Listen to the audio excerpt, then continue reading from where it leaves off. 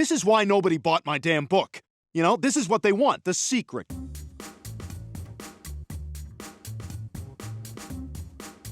Number 10. Post-Cancellation Family Guy is a different universe. There's no denying that post-Cancellation Family Guy feels a little different. The characters are meaner and flanderized beyond belief, the jokes are darker, and the storyline's more bizarre and outlandish. Wait, before you kill me, can you at least give me an extra bullet so I can pretend to catch one of my teeth? But maybe there's a reason for that. Maybe it takes place in a whole different universe. Thanks to Road to the Multiverse, it's clear that multiverses do exist in the world of Family Guy. The point is, every possible eventuality exists. And that's where you got the pig, in a parallel universe. Prepare yourself, Brian, and I'll show you.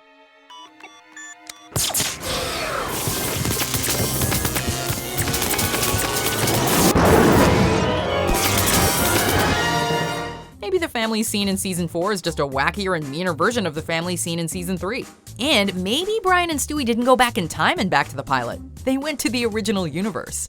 Wait, what are they doing? I don't know, they're just standing there like zombies. Do you think they're all right? I'm not sure. And then there was that time at the ice cream store. They're doing it again, what the hell? Number 9. Joe Swanson was the Tick. This theory from Reddit user Mr. D's 444 states that Joe Swanson was, and maybe still is, the Tick. Hello again. Your door is broken, the knob came off. What are you doing here? Oh, man, this is incredible. It looks just like an apartment. The Tick aired on Fox between 2001 and 2002 and starred Patrick Warburton, the same man who voices Joe.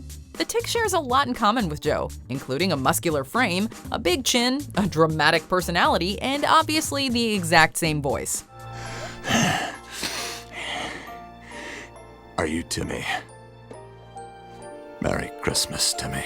This led Mr. D's 444 to think that they are, in fact, one and the same. Maybe Joe wasn't doling out enough justice as a cop, so he became the Tick on the side. The Tick costume may even grant the wearer superhuman abilities, as he has super strength and never gets injured. Maybe it also has the power to heal Joe's paralysis. Don't worry, you won't get far. Stop! Police! Number 8. Stewie is a former dictator. Stewie is obviously very aggressive in the early seasons and dictatorial in his machinations. Excellent. The mind control device is nearing completion. Stewie, I said no toys at the table. Damn you, vile woman! You've impeded my work since the day I escaped from your wretched womb. The reason for this behavior could be that Stewie is a former dictator who's either been de-aged through magic or reincarnated as a baby. Dear Diary, it seems the domestic overseers are plotting against me. Their plans somehow relate to the anniversary of my escape from the womb. I'm still haunted by the memories of how I came to be incarcerated in that amniotic Attica. This could explain why Stewie's so smart and ahead of his age, how he can talk, and why he has a British accent. All right, men. The man in white is coming to put me back in the womb. Today he comes for me, but tomorrow it could be you. Or you! Maybe he's the reincarnated spirit of Oliver Cromwell or something. It also helps explain how Stewie has calmed down throughout the seasons. As time has passed, he has forgotten his dictatorial ways and simply embraced being a child. Yes, we. Oh my. Hudson, time to go. I gotta go home now. I'm glad I met you, Stewie. You're neat. Bye. Bye, Hudson. Number 7. Dooom Is Canon. Season 2's Dooom is obviously not canon. After all, Y2K destroys the world via a nuclear holocaust, Stewie turns into a tentacled creature, and the ending reveals that it was all a dream of Dallas's Pam Ewing. Oh, Bobby, I just had the weirdest dream. I dreamt I saw the strangest episode of Family Guy, and there was a giant chicken, and Stewie was an octopus. Hey, come on now. It's all right. Everything's gonna be okay. What's Family Guy? But what if it is? What if Dooom was the official ending of the Family Guy story, and all the following episodes are just delusions concocted by the traumatized family? Peter, we've got to find some food. Oh my God, look! It's Natick! This could explain the show's declining quality and wildly different tone, as the characters are slowly losing sight of their past realities and veering further and further into imagination. But when I saw the movie, It looked like Audrey Hepburn not only didn't have breakfast at Tiffany's, she hadn't eaten anything in a year. Woo! It could also help explain why the characters never age. Talk about depressing.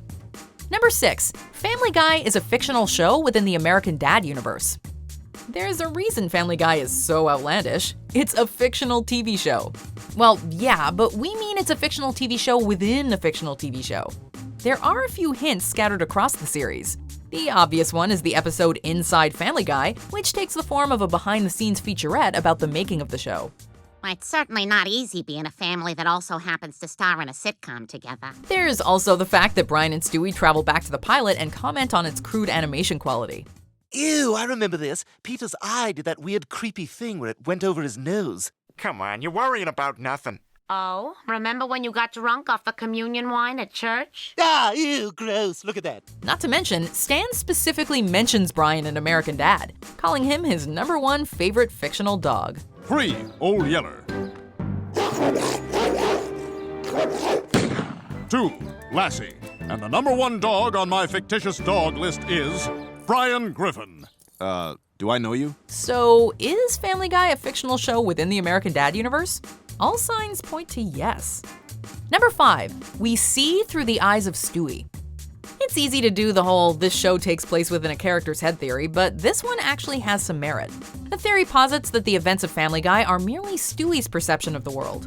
Peter and Chris act goofy and childish towards Stewie, so Stewie thinks they're stupid buffoons. Hey, Stewie, nice sunburn. God, you horse's ass! Lois is the strict disciplinarian, so Stewie sees her as shrewd and humorless. Oh my God, look at Stewie! Peter, you took him out without any sunscreen?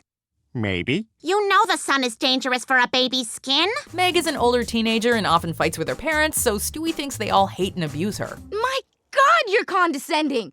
I'm making a legitimate point about how poorly this family treats me. Brian, you can't say this family doesn't treat me like crap. And Brian doesn't actually talk.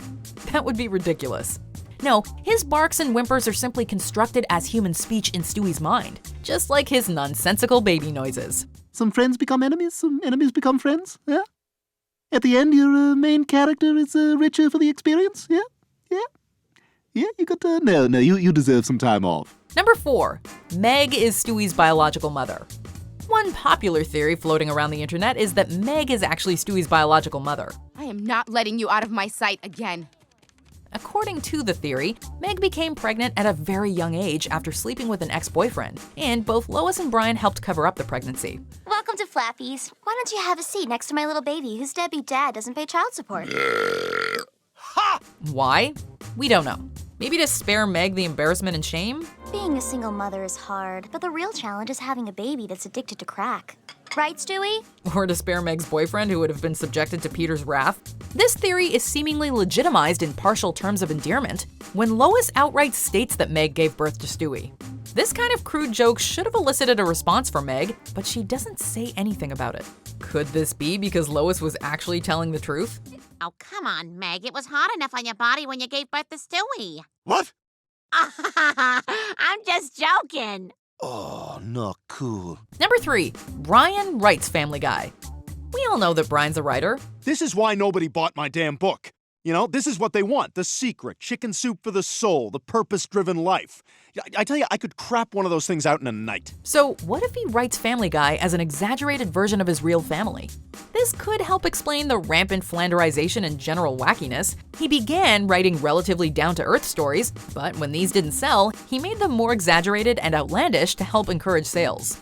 Yeah, we're walking in now. Make sure Tom Tucker knows he has 20 minutes and he is to only talk about the book. No personal questions. It's also possible that his increased alcoholism has turned him into a sloppy writer, turning a once good story into the mess it is now. Well, that's it. No more. I'm done writing. What? Writing's the only thing that's giving your alcoholism any credibility. This also explains why Brian and Stewie are often given their own episodes. He's actually lived these adventures firsthand, and has more detail to draw on and exaggerate. Number 2, Brian's brain. Have you ever wondered why Brian doesn't really act like a dog? According to this theory, it's because he's a human trapped inside a dog. Excedrin headache #1, puppy mill. Damn. Hey, does anyone here have thumbs? Well, a human brain inside a dog's body anyway. In American Dad, Klaus is a German ski jumper whose brain was implanted into a goldfish by the CIA. I'm recalling how the CIA kidnapped him and switched his mind with a goldfish.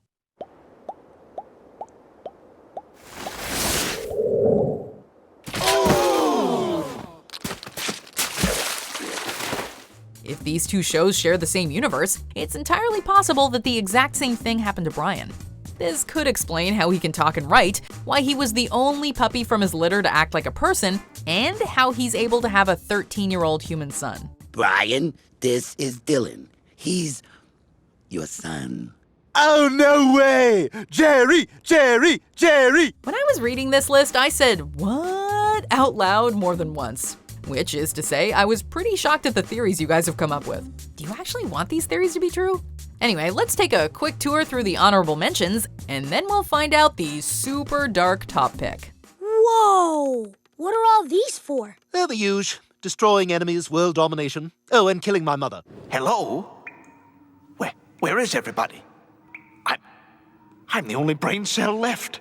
Well, at least I have my books. No, that's not fair. That's not fair. There was time now. Oh, it's not fair. Stop, both of you! What the hell? Who are you? We're you from the future. Oh boy, this can't be good news. Who screwed up? Take a wild guess. How the hell'd you get your dad to give him that 20 grand? I told him it was for me. I said I wanted to hire a divorce lawyer. Oh, hey, do you want these spit droplets back, or are they for my arm to keep? Sorry, I was trying to scare that fly on your hand. Oh, it's a liver spot. Never mind. I'm hoping it's cancer. I want the ticket out. Oh, if you die, can I have all of your nothing? Number 1. Peter's Heightened Reality. Reddit user bblank0308 came up with a very compelling theory. Unfortunately, it is completely and totally depressing. Bear with us. One night, Meg and Chris both died in a drunk driving accident after coming home from a school party.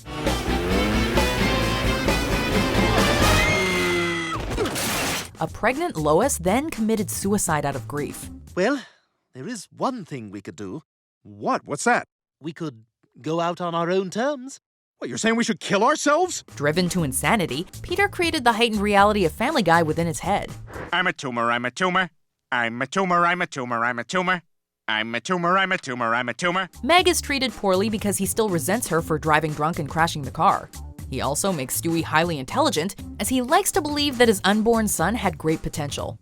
And he makes Stewie hate Lois because she took his life. You drove me here, Lois, with all the indignities I've been forced to suffer day in and day out under your matriarchal tyranny. Finally, a combination of insanity and extreme guilt caused Peter to mentally regress into the man-child he is today. Oh, eggs. Who came first, the chicken or the porn star? Oh, the porn identity. Who am I? Oh yeah, the pizza man. Baka-chicka-bow-wow. Oh. Peter, can you pass the coffee? Sure. Did you enjoy this video? Check out these other clips from WatchMojo. And be sure to subscribe and ring the bell to be notified about our latest videos.